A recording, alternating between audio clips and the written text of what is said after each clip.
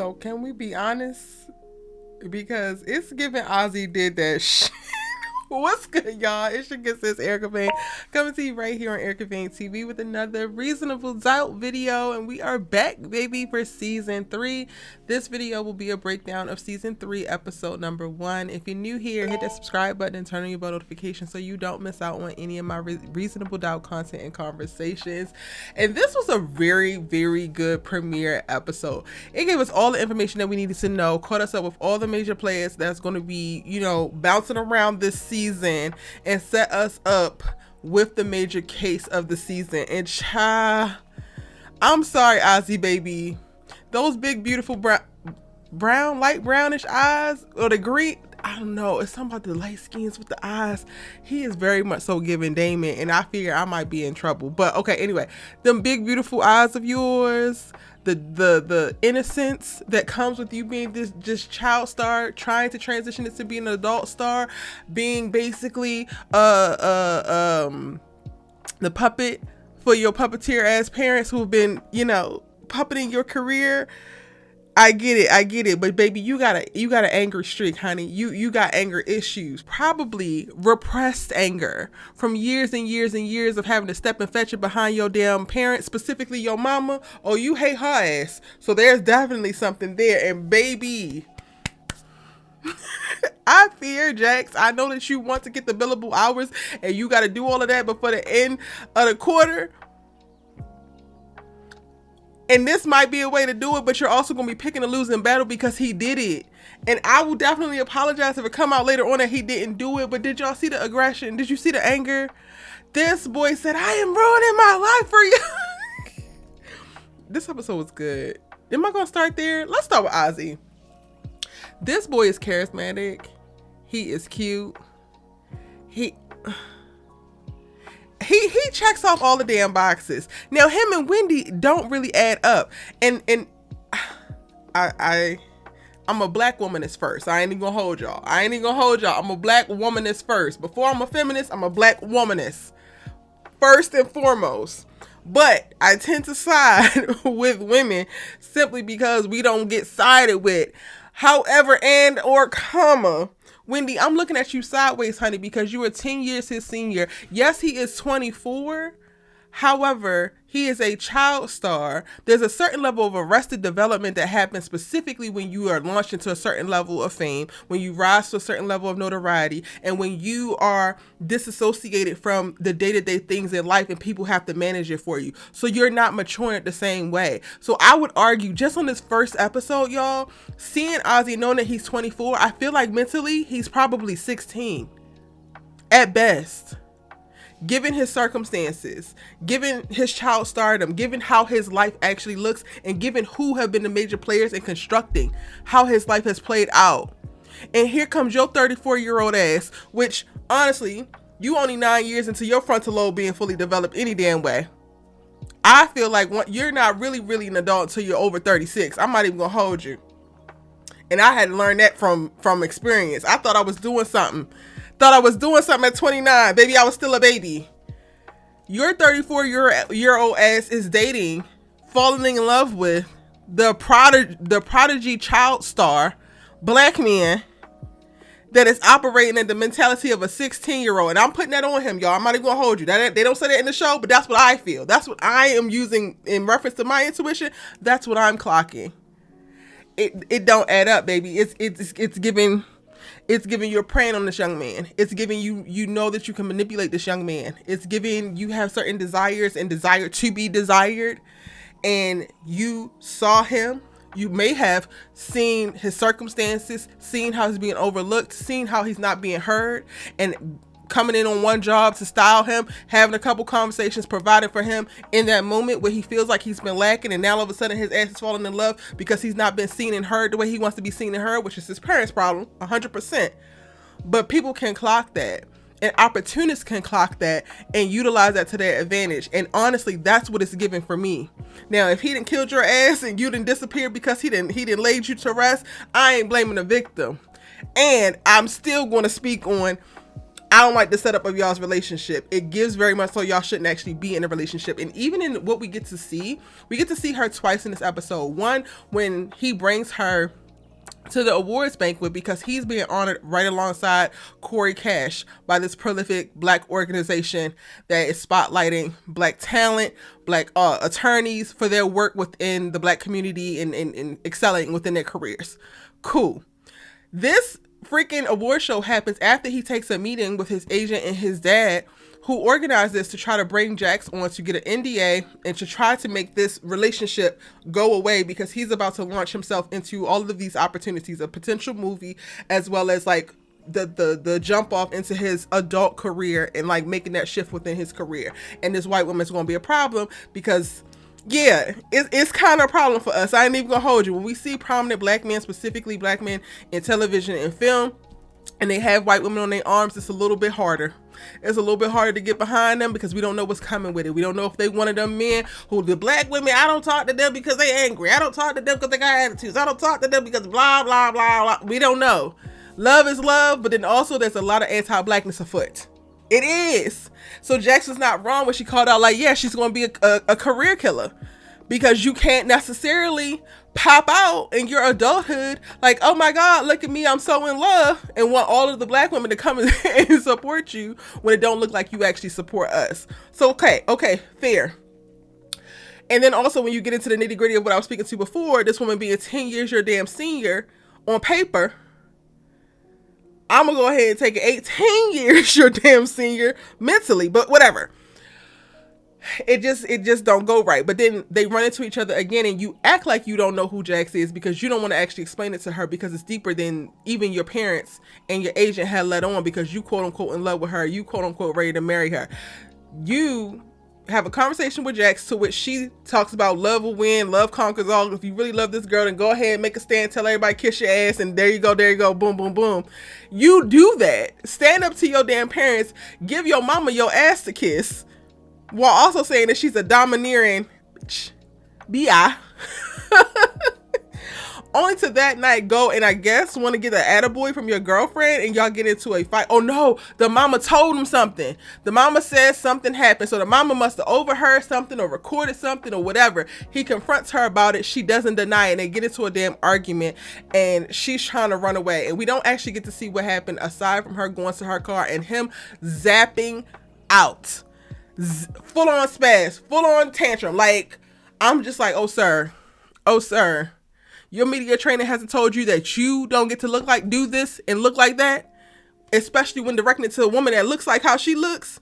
Oh, Ozzie, baby, I fear you walked into this one because even if you didn't lay a hand on this woman, the setup looks like you were walking her right into her damn doom.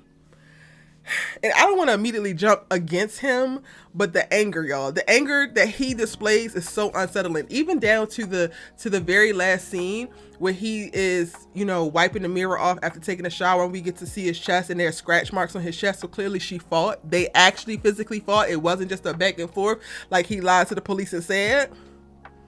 The scream then sent chills up my spine. It just gives... Sir, you are very repressed. You have been very repressed for most of your life. You can't show who you really are. You can't speak how you really feel. You can't say what you really think. And all of that lays the groundwork for a bomb, a ticking time bomb. And it feels like it has just detonated, which makes you very dangerous. However, this is exactly what Jax was like calling for at the top of the episode. She's mad that all her clients keep pleading out. She wants somebody to find some balls, grab their cojones, and let's go to trial and fight it out because that's where she shines and that's what she loves. And everybody points it out. Corey Cash is back, y'all, to not only get his award, but he also gets called by Ozzie as well. And he have a couple quips with Jax throughout the episode, talking about how much she loves this criminal going to court and like battling it out. And it's like, Jax, you kind of manifested Ozzie, honey. Yeah, you did. You said you basically wanted somebody to catch a murder rat. so that you can go ahead to court because you enjoy being in court in that way. And you can see that by how overzealous she is. At the top of the episode, we are launched back into the conversation with Tony suing them for the wrongful death of their child, all because Lewis wouldn't take his ass to that damn funeral. Quite literally, I'm so glad. And y'all know I don't like Lewis. I'm trying my best to ease on into the season and try not to come in very hot with a lot of animosity. But when I say I don't like Lewis, I quite literally do not like Lewis. Don't like nothing about him. I don't see no good in him. But the one thing that I will give him credit for in this episode is after they have the run-in on their date night with Tony, where Jax asked her ass out. You started it, Tony. You should have kept it pushing. He has a moment where he reveals to Jax that he feels really, really bad for them being in the circumstance that they're in, because all he had to do was actually go to the memorial and give her the closure that he wanted, or that she wanted, but he couldn't even do that. So now they're there. And I'm like, yes, that's what I be needing from Lewis. Cop to your because you running around here like you King Tut. You running around here like you God's gifts to Jax Coochie, and you quite literally are the problem and have been the problem. You have not appreciated this girl from the very jump. Last season, we got flashbacks to even how y'all got together and how you found moments to be jealous of her and build up your resentment and animosity, and I was completely over his ass. I said, absolutely not. A man that's supposed to be your partner, supposed to be your husband, supposed to be the loving one that's serving you, finding ways to be resentful of you and or jealous of you is damn dangerous. And at some point, you're going to suffer behind that. And that has always been my stance with Lewis. But I've had that stance specifically because while he's offering apologies and while he's feeling sorrowful and shame and guilt, he's not offering any type of deep remorse. And this is the moment that I feel like he's actually offering some type of deep remorse. I'm glad that Jax is getting her back blown out and she's getting put through every single mattress and countertop and on every floor that she possibly can. Cause that's the least that man can do with all this heartache and stress that he has brought into her life in the ways that he has. But going back to my original point, you can see how Jax is really hungering I'm sleepy, y'all. How thirsty Jax is to get back into the ring, basically, which is the courtroom. Because she's going hard with Tony. And yes, it's the personal aspect to it. Yes, Tony is asking for a lot. But I think that also is working like double duty to speak to how Jax is itching for a legal fight. And she's not backing down. Child, they done been through 3 attorneys. She has to fire this most recent attorney because she's not playing no damn games with Tony. Come and find out, they send Lewis's ass to go talk to Tony because ideally she just needs closure. And this woman says she will drop all charges. She don't need no money to exchange hands if she gets one more night with Lewis. Just one night.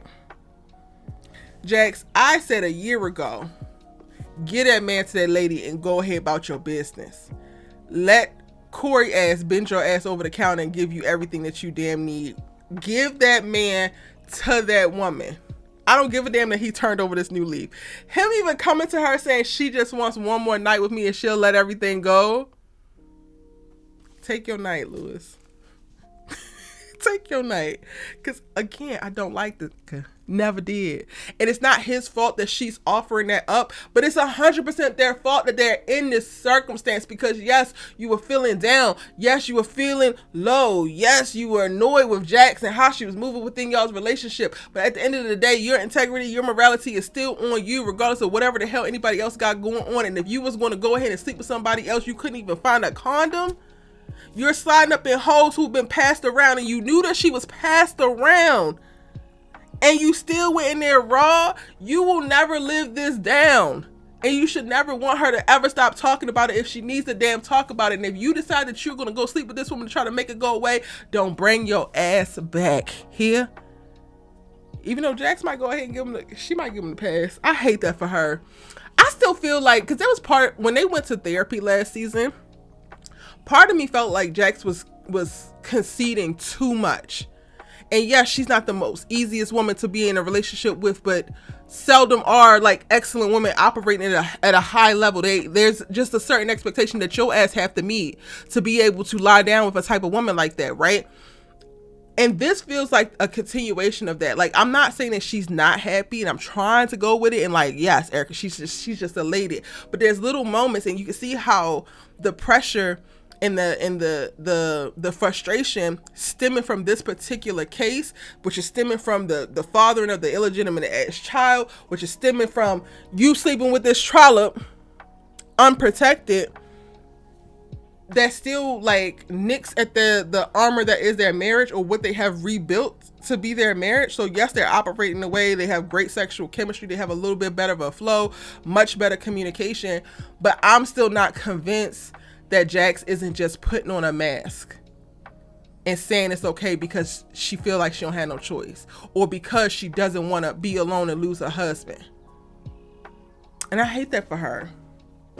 The other thing that's going on in this episode is that we get to meet Bill, who is vying for a partnership slot, and he's vying for a partnership slot 2 to 3 years earlier than what the hell Jax did, even though she was stellar. He operates in mostly civil cases, and Jax has a big, long list resume in a criminal, and it's very much so given they want to fast track his ass because he's the right hue. There is very much so given blue-eyed white boy, clean cut, wife, 2 boys. Absolutely, let's lay out the damn groundwork for you. And Jax makes a point at the top of this episode to say this is a little bit too soon. Y'all don't need to actually fast track him. He needs to get a little bit more experience. And the partners seeming like they're backdooring her, making deals on how he can actually fast track it. Now, it's not clear on if they said, oh, you need to go ahead and butter up to Jax because she's the only one holding you back, or if they're actually trying to like get something on her to push her out, because that's what the trailer was giving me. We don't actually get to see that in this episode in reference to which way it's going to fall or how they're leaning. But that happened. And quiet as kept, Bill doesn't give off threatening. He doesn't give off he gonna cause problems. He doesn't give off he's going to be an issue. But that damn trailer tells me that he's going to be an issue. And them beady ass eyes that he got tell me that he's going to be an issue. Shout out to Tommy. I gotta drop that. As soon as he came on, I said, Tommy, come in here and sit down and don't bother nothing. Don't knock nothing over here. But that's the other thing that's playing out at the law firm. And it's going to add additional tension, additional stress, because Jax is now going to have to go to bat for this missing person case, which is going to turn into a murder trial because they're going to find a damn body. That girl is gone. I know she gone. Now, if Ozzie did it or not, it's still up for debate, even though I'm saying he did that So she's fighting in the courtroom, and then she's also going to be fighting in the boardroom. And I absolutely hate that for her, because she's also fighting at home with her goofy ass husband and his former baby mama. The best thing that she got going on is they sent that little bratty ass Spenser off to art school, and Naima is the only kid left to kick them attitude. I think that's pretty much it. I enjoyed the first episode. I'm definitely about to watch the second. Again, y'all bear with me. I'm tired. It's 3 o'clock in the morning, but I wanted to do these things, break these videos down, or this episodes down as soon as possible. Please, please, please let me know what you think in the comment section down below so that we can go ahead and discuss. And do y'all want me to bring the lives back for this season? Do we need to be unpacking this weekly live? Let me know in the comments down below. See you in the next one.